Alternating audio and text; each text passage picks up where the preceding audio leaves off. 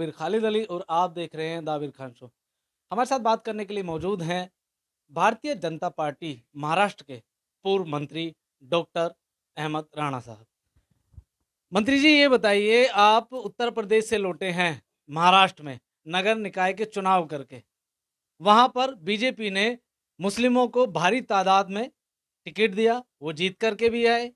अभी आते ही आपका मुस्लिम सेवा संघ के द्वारा स्वागत किया जाता है। क्या राज है ये? मुसलमान एकदम बीजेपी की तरफ खिंचा चला जा रहा है। सबसे पहले तो मैं आपका और आपके चैनल का, आपके तमाम लोगों का तहे दिल से शुक्रिया अदा करता हूँ कि आपने इस खूबसूरत मौके पे हम सब के बयान लेने की कोशिश की। बादहू ये है कि मैं उत्तर प्रदेश में 1 महीना था और 1 महीने के दरमियान में वहाँ के हालात का जब जायज़ा लिया, तो पता ये चला कि हमारे उत्तर प्रदेश के मुख्यमंत्री जनाब बाबा साहब, जिनको लोग कहते हैं योगी आदित्यनाथ जी ने, उन्होंने 500 से ज़ायद मुसलमानों को टिकट दिया, जिसमें नगर निकाय को लेकर के निकाय चुनाव को लेकर के उसमें परिषद के भी अध्यक्ष के ज़िला अध्यक्ष के लिए भी और मेयर के लिए भी कई जगहों से टिकट दिया। इन बातों को देखकर वहाँ के मुसलमान बहुत खुश हुए और इतना खुश हुए कि हमने जब लोगों से मुलाकात करना शुरू किया तो पहले तमाम शिकवे गिले लोगों के दरमियान में थे। जी। लेकिन जब उन्होंने देखा कि जब मुस्लिम समाज को क़यादत मिल रही है सियासत में और ख़ासकर उस पार्टी में क़यादत मिल रही है जिसकी जिसकी सत्ता हो केंद्र में और प्रदेश में, तो मुसलमानों ने हाथों हाथ लिया और बड़ी तादाद में मुसलमानों ने भारतीय जनता पार्टी का साथ देकर बड़ी तादाद में लोगों को जिताया भी। देश को नई संसद मिल गई है। अंग्रेजों ने संसद बनाई थी जो, उसको त्याग दिया गया है। नई संसद जो हमारी होगी, वहां पर सर्वधर्म की पूजा हुई है। कितने खुश हैं इस बात को लेकर के? बड़ी प्यारी बात आपने कही। जो पुरानी संसद थी वर्तमान में, वो अंग्रेज़ों ने बनाया था और अंग्रेज़ों ने जो बनाया था उस संसद को आपने देखा होगा कि वो बनाने के बाद कुछ ही दिनों के बाद उनका यहाँ से जाना हो गया। फिर उसके बाद कई सरकारें आईं दरमियान में और बहुत सारे भ्रष्टाचार और बहुत सारे गलत कामों में वहाँ उन लोगों के नेता पाए गए। यहाँ तक ऐसा हाल हो गया कि पूरा देश उन नेताओं के ऊपर उँगलियाँ उठाने लगा और वो सरकारें भी आती-जाती रहीं। मैं सम्मानीय वज़ीर-ए-आज़म जनाब नरेंद्र मोदी साहब के इस फैसले का सलाम करता हूँ और इनके इरादों और उनके इन किए हुए कामों को अपने दिल से सराहता हूँ कि जिस तरीके से उन्होंने पुरानी संसद को छोड़ करके नए संसद को बना करके इस हिंदुस्तान की सरजमीन पे इतिहास रचा और इस हिंदुस्तान के लोगों को ऐसा इतिहास बना दिया कि जो आने वाला समय उसे भुला नहीं पाएगा, याद किया जाएगा। लेकिन विपक्ष विरोध कर रहा है। वो सपोर्ट ही नहीं कर रहा है कि हम जाएंगे ही नहीं। ऐसा ना हो कि जनता ही विपक्ष को नकार दे कि वहां जाने लायक ही ना रहे। ये सच्ची बात है कि नई संसद में जो शुरुआत होगी काम की, तो पुराने जो लोग हैं, जिन लोगों के पेट में दर्द हो रहा है, मुझे कहना नहीं चाहिए, आज उन्हीं के एक कांग्रेस के एक बहुत बड़े लीडर हैं, जो बड़ी-बड़ी दाढ़ी वाला एक प्रमोद जी हैं। प्रमोद कृष्णम जी प्रमोद आचार्य। हाँ, उन्होंने बड़ी अच्छी बात कही, कुछ लोग गधे की तरह चिल्लाना शुरू कर दिए हैं। ऐसा तो नहीं है, वो भी बीजेपी में जाने का रास्ता खोज रहे हैं। वो बहुत सज्जन आदमी हैं और सही बात कहने के आदी हैं, इसलिए उन्होंने सही बात कह दिया है। अगर बीजेपी में आएंगे तो स्वागत करेंगे उनका। बिल्कुल उनका स्वागत है, अगर वो आते हैं तो मोस्ट वेलकम। अच्छे आदमी हैं, पढ़े लिखे लोग हैं, सही संदेश लोगों को देने की कोशिश करते हैं। यानी कि नए संसद से पूरे देश खुश हैं और वही लोग नाराज़ हैं, वही लोग जिनके पास आने वाले वक्त में सियासी ज़मीन खिसक रही है। मुस्लिम सेवा संघ के लिए क्या कहेंगे? हाँ, आज तो मैं इस बात के लिए बहुत-बहुत शुक्रगुज़ार हूँ जनाब उस्मान साहब का और उनकी पूरी टीम का, जो मुस्लिम सेवा संघ के लोग हैं, कि आज यहाँ हम लोगों को बुला करके सब लोगों का इस्तकबाल कर रहे हैं, स्वागत कर रहे हैं। मैं तो इन लोगों का तहे दिल से शुक्रिया अदा करता हूँ, चूँकि मुस्लिम सेवा संघ पूरे समाज को लेकर के काम कर रही है और मुस्लिम सेवा संघ का मतलब यह है कि सिर्फ़ एक समाज को लेके ये संस्था काम नहीं कर रही है। ये संस्था के लोग अपने आप को बताना चाहते हैं कि मुस्लिम हो करके भी तमाम लोगों का काम कर रहे हैं। इन सारी बातों को देखते हुए मैं ऐसी संस्था को सैल्यूट करता हूँ और सलाम करता हूँ इस बात को लेकर के कि आज मैं देख रहा हूँ कि तमाम मज़ाहिब के लोग इस संस्था से जुड़ रहे हैं। आप कुछ कहेंगे उस्मान खान साहब? बस मैं तो यही कहूँगा कि जो ज़िम्मेदारी अगर सरकार इन लोगों को, हमारे नुमाइंदे जो मुसलमानों के हैं, वो अगर सरकार के अंदर हैं और अपनी कौम का, अपने लोगों का, जो आज बेचारे बहुत एजुकेशन से मारे हुए हैं, रोज़ी-रोटी से मारे हुए हैं, बहुत सी चीज़ों से तकलीफ़ में हैं, उनकी ये पैरवी करे और अच्छे तरीके से काम करे और अपने समाज को आगे बढ़ाने की और अच्छी दिशा देने का काम। दाढ़ी और टोपी से हमेशा परहेज रहा है बीजेपी को। खुश हैं इस बात से कि बीजेपी गले लगा रही है दाढ़ी और टोपी को? नहीं, कुछ तो है, हकीकत से वाकिफ है। हकीकत उनको है, क्यों टोपी लगाएं भाई? टोपी तो मुसलमानों के लिए बनी, मुसलमान लगा रहे हैं, हिंदुओं के लिए कुछ और बना वो अलग लगा रहे हैं। इससे हम खुश हैं, कोई एतराज नहीं है हमारा। और अपने अपने मजहब पर है तो अच्छी बात है।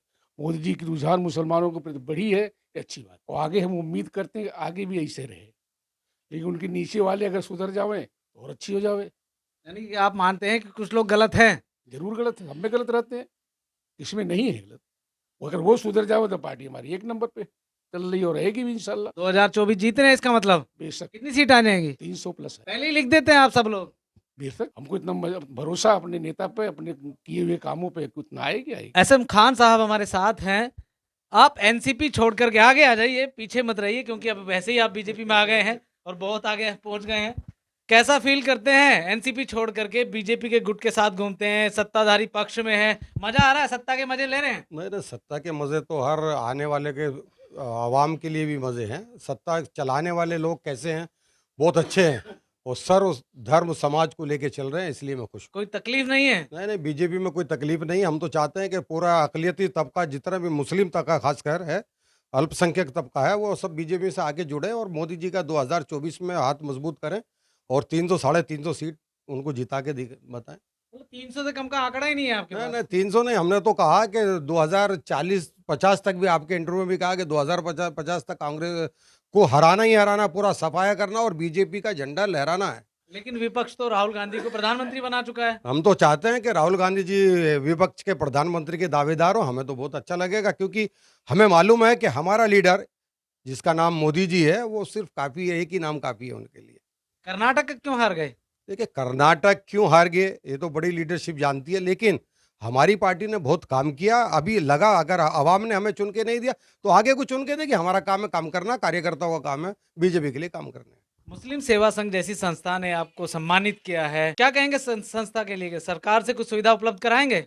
देखिए, संस्था के मालिक हमारे भाई बड़े मजबूत हैं और संस्था भी मजबूत है, और अगर संस्था को कभी भी ज़रूरत पड़ी, ऐसे तो पड़ने वाली नहीं, और अगर पड़ी तो सरकार और सरकार के नुमाइंदे सब इनके साथ खड़े हैं। आप कुछ कहेंगे सर? आप आइए, आप तो बिल्कुल अपना अपने वाला कलर पहन गए, हरा कलर, लेकिन हरे से परहेज कर रहे हैं लोग। असल में हरा कलर सिर्फ हमारा ही नहीं है, सबका है। हरा के बगैर सब लोग अधूरे हैं। तिरंगा भी नहीं बनता है हरे के बिना। वही कहा ना कि हरा के बगैर सब अधूरा है, हरा होना हर जगह जरूरी है। लेकिन कुछ लोग परहेज करते हैं हरे से। जो लोग को परहेज करना आता है वो करते रहेंगे, वो ये हमेशा चलता रहेगा। आप समझ रहे होंगे मैं किन की बात कर रहा हूँ। मुस्लिम सेवा संघ के लिए क्या कहेंगे? मुस्लिम सेवा संघ बहुत अच्छा काम कर रहा है, उसके लिए हम अपने बड़े भाई मोहम्मद उस्मान साहब का जो है शुक्रगुजार हूँ। इन्होंने हमेशा जो है इस संस्था के नाम से आगे बढ़े हैं और लोगों ने इसका बहुत फायदा उठाया। आप कुछ कहेंगे सर? आगे आ जाइए, अब तो सरकार आपकी चल रही है, देश आपका है सर, और सरकार में आप हैं, महामंत्री के पद पर मौजूद हैं। जी। क्या कहेंगे मुस्लिम सेवा संघ के लिए? मुस्लिम सेवा संघ में पिछले 6 साल से मैं इनके साथ में रहता हूं, और मुस्लिम सेवा संघ ये अनेक सामाजिक क्षेत्र में काम करता है। उदाहरण के तौर पे क्रीड़ा का क्षेत्र रहो या फिर दूसरे शिक्षा का क्षेत्र रहो, ऐसे अनेक क्षेत्र में मुस्लिम सेवा संघ अपनी भूमिका निभा रहा है। मेरा गांव जालना है, मुस्लिम सेवा संघ जालना के मंडल स्तर तक काम कर रहा है। हमारे पास में जो तालुका स्तर है वहाँ तक के इनके पदाधिकारी है, और ये मैं गर्व के साथ कहता हूँ कि हम उनके साथ जुड़े हैं और भविष्य में मैं इसी तरीके से वो काम करते रहेंगे। हमारी शुभकामनाएं उनके साथ में। आखिरी सवाल लेते हैं, कुछ कहना चाह रहे थे आप, क्या है मन में बताइए? मैं 2 बातें कहना चाह रहा जी। था। नंबर 1, जनाब उस्मान साहब के बारे में, कि जिस तरीके से मुस्लिम सेवा संघ को लेकर के बहुत ही ढंग से पूरे प्रदेश में, मैं तो कहूँगा पूरे देश में इनकी टीम है, और जिस तरीके से वो लोग काम कर रहे हैं वो सराहनीय है। सियासी, समाजी, इक़्तिसादी, तालीमी हर एतबार से काम कर रहे हैं। सबसे पहले मैं उनको मुबारकबाद देता हूँ, और आपके चैनल के माध्यम से ये मैसेज मैं देना चाहता हूँ कि तमाम लोग इस संस्था से जुड़कर उसका फ़ायदा हासिल करें। दूसरी बात मैं कहना चाहता था, चूँकि हमारी सरकार है और केंद्र में भी है, प्रदेश में भी है और कई प्रदेशों में है। हम चाहते हैं कि समाज के लोग, खासकर मुस्लिम समाज के लोग, अपने मन का जो भय है, जो डर है, मैं एक चीज़ कहना चाहता हूँ कि मुसलमान जो होता है ना, वो सिर्फ खुदा से डरता है, खुदा से डरता है। लेकिन मैं देख रहा हूँ कि दीगर सेकुलरिज़्म का लिबादा ओढ़कर जो पार्टियाँ भारतीय जनता पार्टी से डरा रही है, वो सिर्फ मुसलमानों को बेवकूफ़ बना रही है। हम कहते हैं कि हम विकास का काम करेंगे, हम सड़क निर्माण करेंगे, हम पानी देंगे, हम बिजली देंगे, हम लोगों की सहूलतें देंगे। उनको क्या देना? मोदी हटाओ। हम सड़क बना रहे हैं, मोदी हटाओ। हम बिजली दे रहे हैं, मोदी हटाओ। हम लोगों के लिए अच्छे काम कर रहे हैं, लोगों के घर घर में अनाज पहुंचा रहे हैं, मोदी हटाओ। समझ में नहीं आ रहा है उनको मोदी जी से क्या एलर्जी है। मैं पूछना चाहता हूं, मोदी हटा दो तो किसको लाओ? मोदी हटा दो तो लाओ तो किसको लाओ? जो 60 साल तक इस देश में थे, क्या उनको लाया जाए? जिन्होंने इस देश के मुसलमानों को सच्चर कमेटी उन्होंने ही बनाई थी। उस रिपोर्ट के मुताबिक मुसलमान यहाँ का दलितों से भी बदतर जिंदगी गुजारने पर मजबूर है। क्या मुसलमान फिर उन्हीं को लाना चाहते हैं? क्या उनको लाया जाए? या वह लोग जो सेकुलरिज्म का लिबादा पहन करके मुसलमानों को हर आए दिन कुछ न कुछ नित्य नए वादे करके और बेवकूफ़ बनाते हैं, क्या उनको लाया जाए? नहीं। अब देश का मुसलमान बदल रहा है और बदलने के हालात ऐसे हो गए हैं कि अभी तो मैंने उत्तर प्रदेश में देखा, तकरीबन 25% कुछ इलाकों में मुसलमानों ने भारतीय जनता पार्टी को वोट दिया। आने वाले 2024 में देखिएगा, मैं वो मिशन खुद लेकर चल रहा हूं। इंशाल्लाह 5 करोड़ मुसलमानों को भारतीय जनता पार्टी से जोड़ करके इस देश का इतिहास बनाऊंगा। तो ये थे मेरे साथ में मुस्लिम सेवा संघ के पदाधिकारियों के साथ बीजेपी के पदाधिकारी, जो कि खुश हैं क्योंकि मुसलमान बीजेपी की तरफ खिंचा चला रहा है। 2024 में इनका मानना है कि नरेंद्र मोदी जी दोबारा से तीसरी बार फिर से प्रधानमंत्री बनेंगे। देखते रहिए दाविर खान शो। जय हिंद।